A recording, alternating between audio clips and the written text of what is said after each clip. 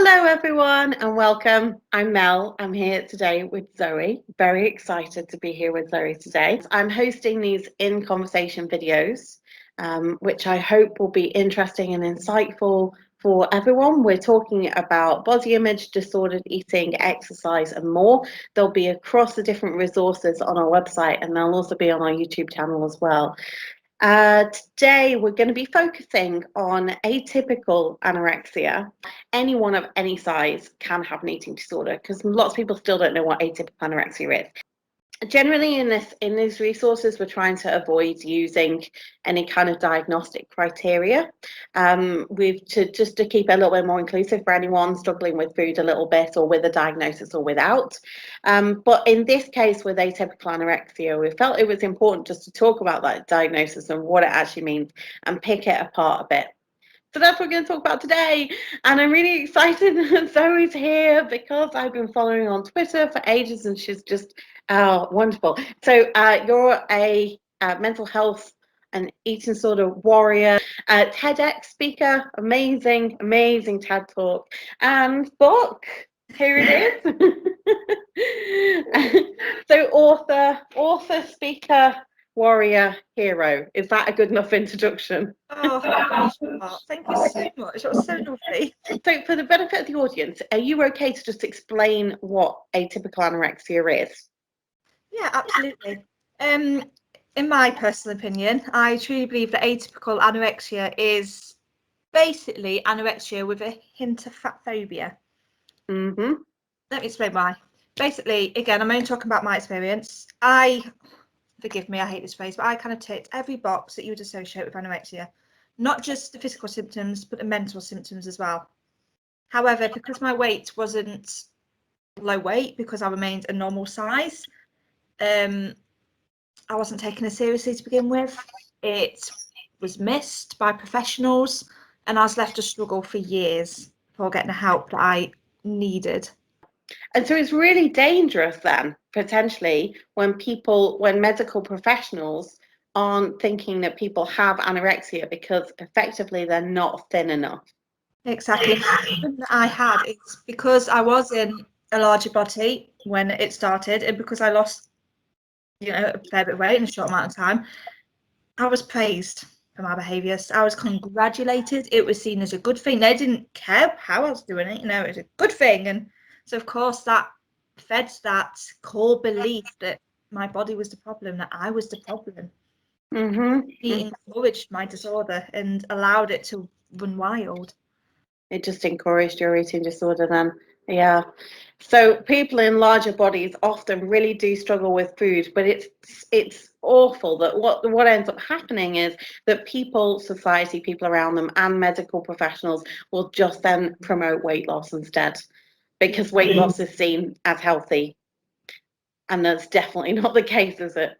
It was actually my physical symptoms. They didn't put two and two together, if that makes sense.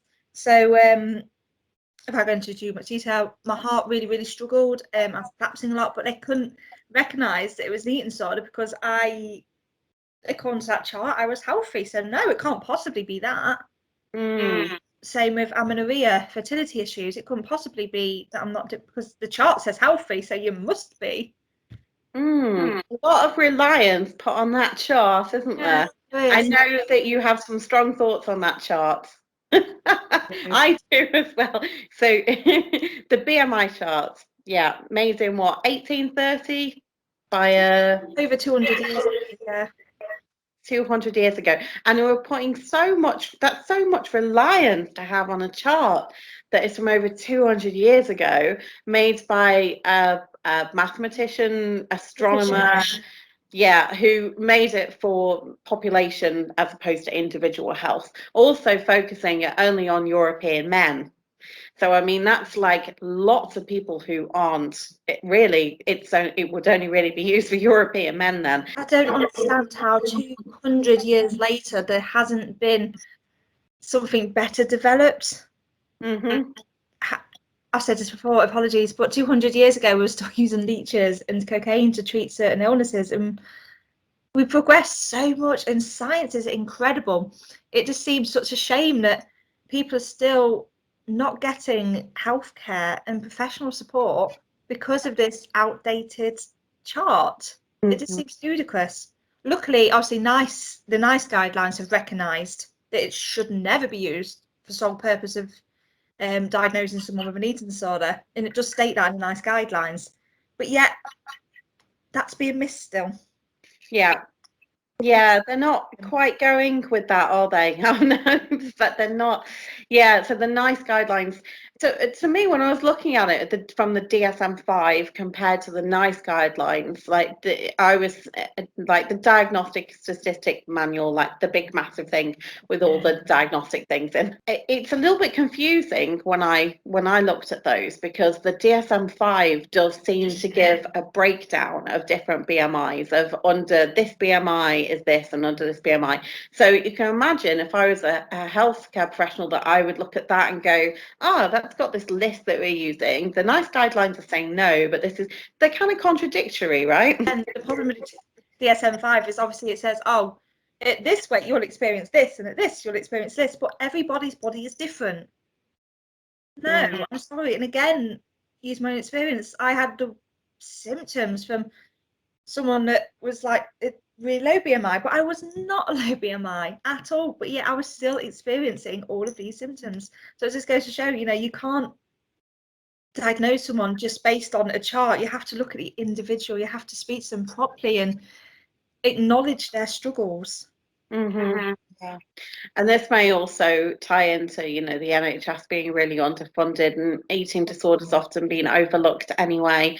I tend to think there's kind of an othering thing sort of over there of this serious disorders which affects these thin teenage girls, and that's not the realistic picture of eating disorders at all. I think it's actually only quite a small percentage of people, isn't it, who are actually underweight? 7%. 7%. Okay. I keep seeing different ones. I saw 6 and I saw 7 and I saw someone say 10. That's a low amount anyway, people who are actually underweight with eating disorders. But I don't think it fits societal views. It wouldn't have fit mine when I was younger anyway. I mean, I wouldn't have ever thought you possibly can't be in a larger body and have like anorexia. And I'm just thinking that the recent in the media with Tess Holiday as well. I mean, people really seem to react strongly to that. But again, what she was describing, the things that were going through her mind, the things that she was thinking, that is very much an anorexic brain. Mm-hmm. Again, the mental side of eating disorders, they are, there's an adjective there somewhere, but it is a mental torment. So people forget that it's a mental disorder. Yes, obviously the physical symptoms, but it is about what's happening in your brain, what's going on for you. If your day, is taken up with thoughts around food, shape, weight, body image, self-loathing, depression, anxiety, so much I could go into, but you deserve help. I mean, the comments, it broke my heart. But again, I've had it.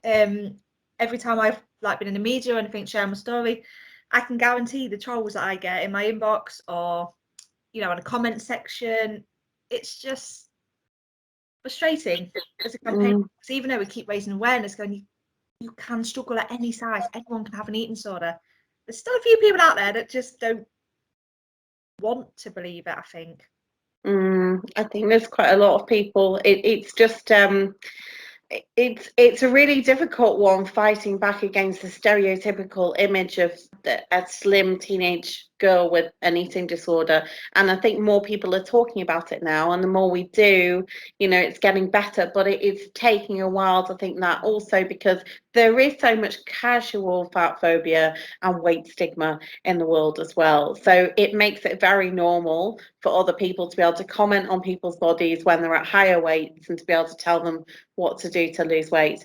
And people working like doctors and nurses, they're just human, aren't they? They grow up in the same society as us, and we've all grown up in this society where we all have this ingrained bias. We all have these biases. We all have this fat phobia in the same way that it's systemic, meaning it runs down through society in the same way that maybe racism does as well. We all have these biases. And it takes some work to really unpick them. It does. It does. I'll be the first to have hands up and be like, yeah, that was me. I truly believed that I couldn't have an eating disorder. I don't look like the people that have eating disorders. I don't look. No, I'm not. And me years, I can't. Don't be my poor husband. So don't be silly, James. You're overreacting. So I used to be one of them. It wasn't until I went through it that I realised how wrong I was. So I don't get angry at people for not realising, because again, I used to believe it. But hopefully, over time, eventually, I'm hoping things will change and people will be that little bit more mindful and appreciate it.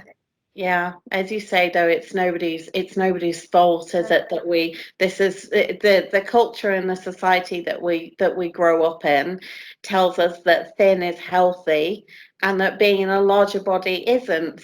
And it's all based around this chart, which is 200 years old. And we still put, we still believe this as a society. So, there's work to do as a whole, not in a way to shame anyone or blame anybody for it, because it's awful. It's an awful cycle to be in, to be restricting eating, even if it's dieting, whatever it is. Any kind of struggle with food, as you say, is worthy of help. If you're getting anxiety over feeling hungry, then that needs looking at. Does that make sense? Obviously, it's just your body functioning on a day-to-day basis, and if it's causing you any amount of tension, then you absolutely deserve the freedom. Yeah. I think this is probably the issue that we've had with having anorexia and then a separate label for atypical anorexia, is that it maybe starts to put it in a hierarchy as well, of like, because our NHS treatment system is very reactive. Do you know what I mean by reactive? It's sort of only able to help like the very sickest people. It means that charities are picking up a lot of people in between and really doing this work, and helplines as well. Helplines for Beats, anorexia, bulimia care, all these places are sort of filling this gap of people waiting for treatment. But it also means that people at higher weights are, there's so much risk involved there for them not being seen by medical professionals, but thinking there's not a problem in the first place, dismissed potentially by family members and friends. And it's dangerous because you can still be malnutrition, like malnourished, can't you, even in a larger body or a normal sized body. I wasn't fueling my body properly, but your body has to eat, it has to. So it attacked the muscles around my heart, and my heart shrunk, and I'm very lucky to be here, let's put it that way. I'm very lucky to have been able to conceive, because I was told I was never able to have children because of the damage my disorder had done. Wow. Yeah. So I just wanted to talk to you about Setpoint Range, because having seen your TED Talk, I know this is something that you talk about there. So if you wouldn't mind, for the audience, just a brief kind of explanation of what a Setpoint Range is. If you think about your body height, for example, your shoe size, you don't spend hours, years trying to change your shoe size, because you can't. It's decided for you. It's same with our weight. If you imagine if this is your set point, if you engage in diet, if you try and lower set point, go below what your body needs to be at, your body doesn't like it, and it will start to rebel. No matter what size you are, it doesn't like it. If you are going below your set point, you'll notice yourself feeling hungry. You can't stop thinking of food. You're preoccupied with food because your body's trying to get you to eat to bring you back up. You'll notice your metabolism start to slow down. You feel colder, again, because your body's trying to preserve energy to bring it back up to its set point. However, I always use Christmas as an example. I live on cheese and red wine at Christmas. I know that, yes, I'll probably gain a bit of weight at Christmas. It's going to happen. It's living. It's life. I'm not going to stop enjoying life. So I know I'll gain at Christmas. However, come January, naturally, my hunger signals will come down. I find myself actually craving different foods if I listen to my body. I'll notice that my metabolism speeds up a bit, and my weight comes back down naturally to its set point, to where it needs to be. we get stuck in a bit of a circle where we can't accept our set point or we don't like it. So what we do is we engage in these dietary behaviours, and 98% of diets fail. You go back on, or if not more, because you're high your set point by doing it. So then you think, oh my god, I need to go on a diet. So then you diet, because set point, your body doesn't like it, and eventually you'll end up putting the weight back on, and you're just stuck in a cycle, and that's called weight cycling. And that has been proven to be so much more damaging to your body than actually if you just accepted where your set point was and accepted your body for the amazing things it actually does for us. Yeah, that's so true. Yeah, yoga, dieting, weight cycling, it's really not good for your physical health and your mental health as well, because that amount of self blame, shame, hatred of that cycle, because every diet, it's never the diet's fault, it's always your own fault. And so you're just in this cycle of like feeling really bad about yourself. Your self-esteem is going to go lower, your confidence will go lower. Yeah, it's that self-blame, isn't it, as well? So your mental health, you'll likely feel anxious as well. It's not good for your mental and physical health, basically. And diets, 95% of diets don't work for that reason. They do say that you're more likely to actually put the weight back on with every diet that you try as well. Exactly. Again, exactly what you said. You said, you feel awful for failing a diet. It is not you failing a diet. It is a diet failing you, because they don't work. You ask anyone that's done one of these fad diets how many times they've done it, because I bet it's more than once. If everyone would do them once and that'll be it. No one will need to do it again. But they don't, because of set point theory, because we're all genetically designed to be different. And isn't that amazing? Isn't it amazing how we are all so different? Wouldn't life be boring if we did all look the same? If we did all fit into that car, it would be so much more boring. Life is so much more interesting with diversity, with different body sizes. We're not designed to be all different. We're not designed to be all the same shape. But I think people forget that. Yes, absolutely. We've been very, growing up from an early age, sort of seeing things on TV, in the media, certain bodies. It's all kind of given us a bit of a programming of that's what we're meant to be like, actually.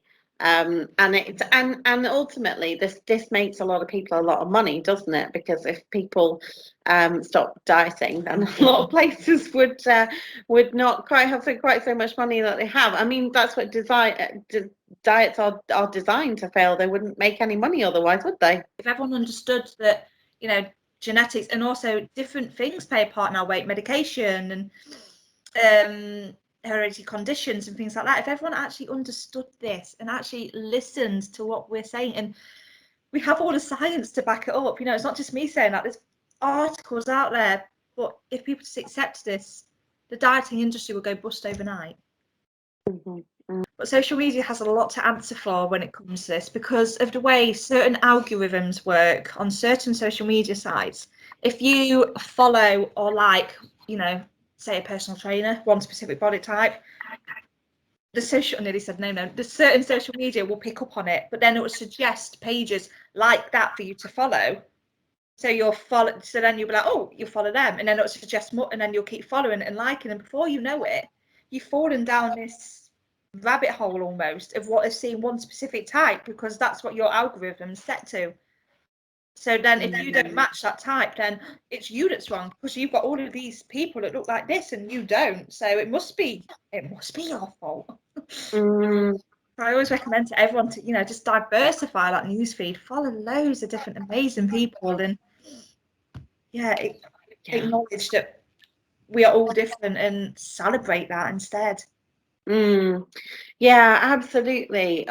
Social media it's very easy to be in an echo chamber, in a bubble, really. And I know that probably both of us being quite active on social media about like eating disorders or all that kind of thing means that you do often get targeted by those intermittent fasting, those sorts of things. It's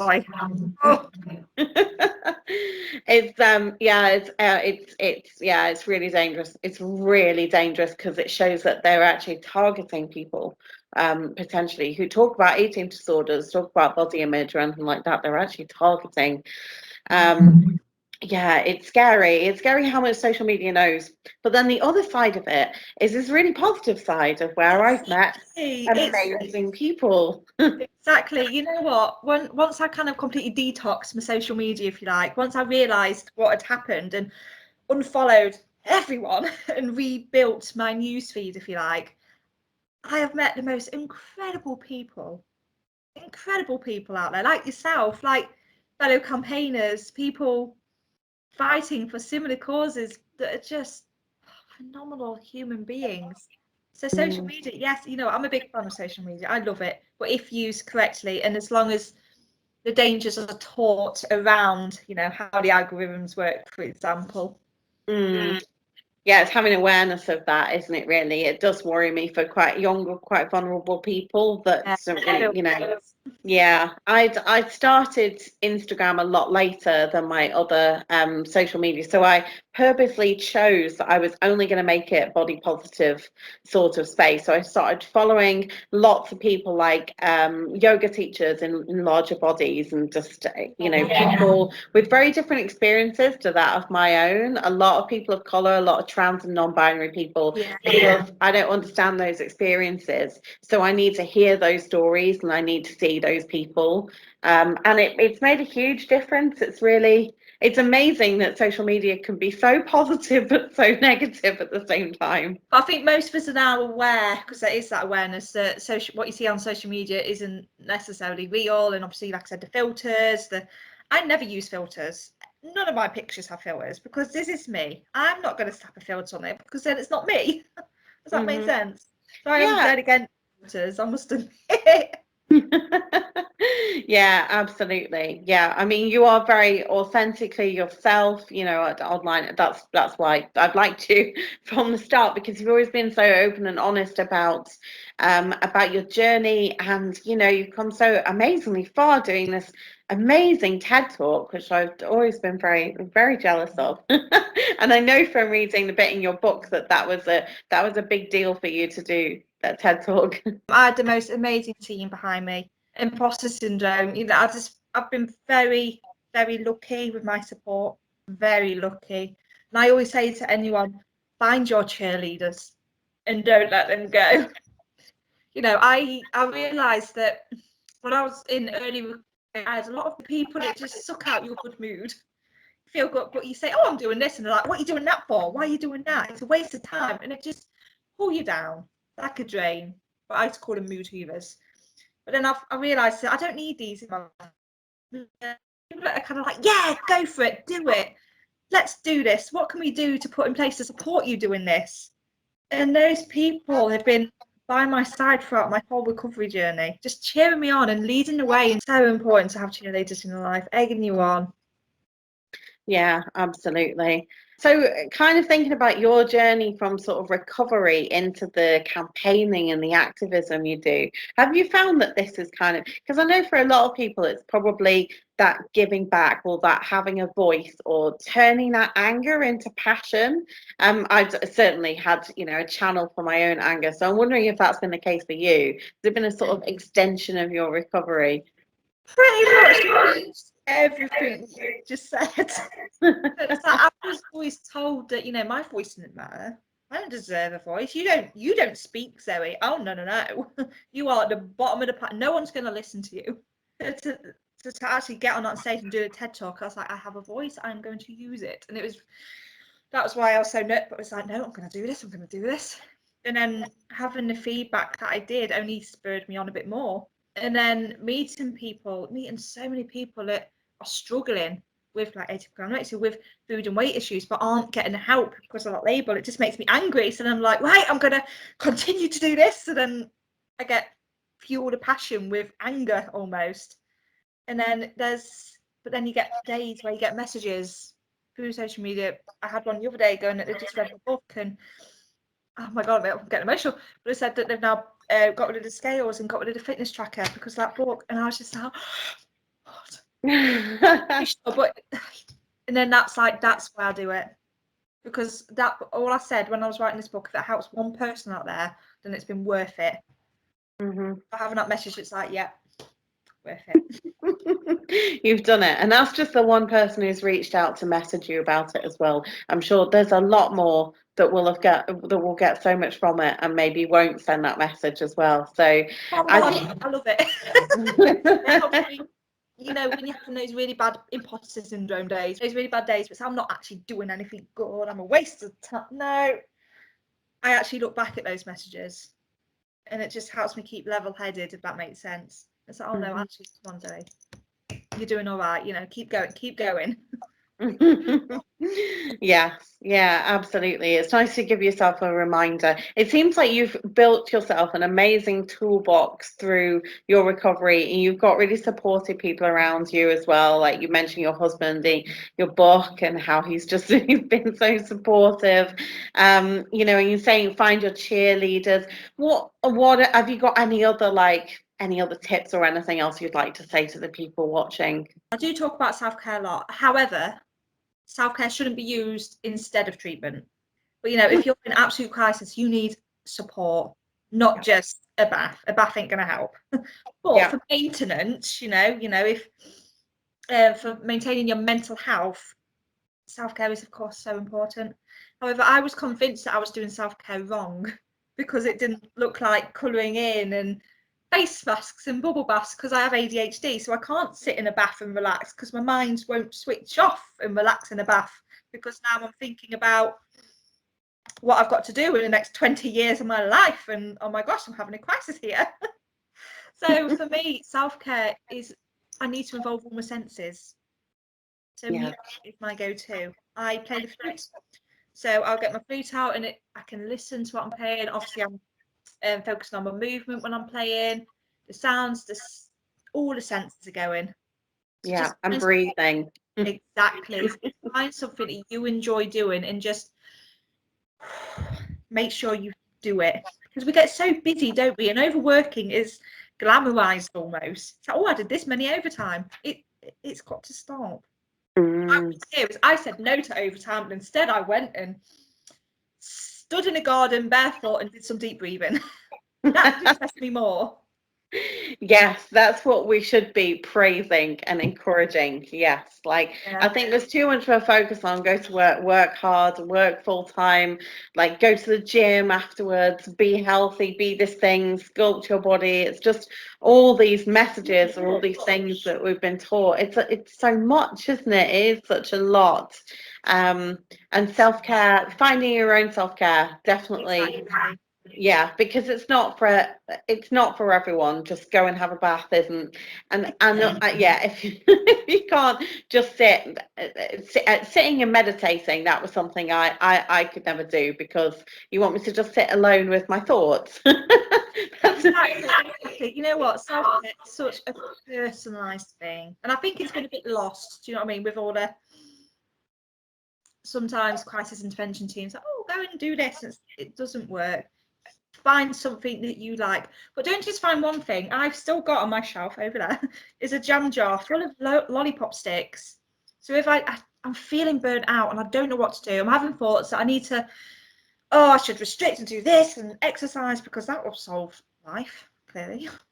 So when I'm feeling like this, I do go to my little self-care jar and I pull out a lollipop stick, and whatever it says on that stick, I'll do. So it could just be go do, like I said, go play the flute, or go learn a new song on a ukulele, or I said before, go stand barefoot outside in the garden to like ground yourself for a moment. I've got a whole toolkit of things that I know work for me, not just one thing. Create yourself a toolkit, and then also if you do pull one out and it's like, no, that ain't going to work today, throw it, pick another one out. Because often when you're in that moment, I struggle to think of things to do because I'm high tension and I can't think of ways to calm down. So by having it there handy, it's there. I don't need to do the thinking. I've already done it. Yeah, it's like, here's one I made earlier for myself. Like when you're in a better state of mind, you could do that, so that when you're not feeling so good and your mind just goes blank, you think, I don't know how to feel any better at all, then you can go and, pick up your jar or your box or whatever it is. That's an amazing. That's a really amazing tip, actually. Like these kind of really practical toolbox things. I do feel like recovery is kind of a mixture of these really practical tool things, lots of talking, counselling Yeah. support, like First Steps have got a befriending service as well, which is like just a really good support service for anyone to be able to, alongside counselling, before counselling, after, like whenever. It's just this, I think sometimes self-care is quite hard to do if you haven't had any kind of like treatment thing first, because it's so far away to just like, I can't even start to think about that really. So it's okay if you can't do self-care now, but Exactly.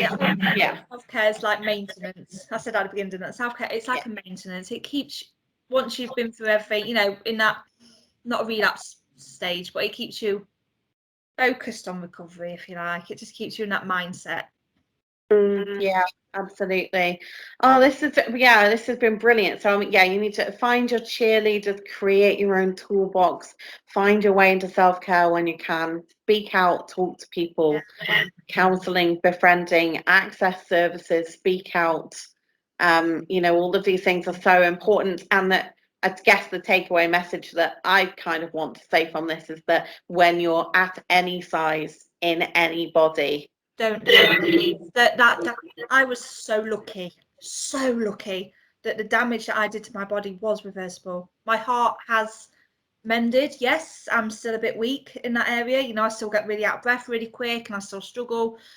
But I was so lucky. I kept collapsing, and every time I collapsed, I panicked that I wasn't going to wake up. And that was in, you know, a bigger size. I'm getting emotional again. I keep looking at my little girl, and I'm so lucky that I was able to conceive her, because again, I was told it was never going to happen. And again, that was in a different body size.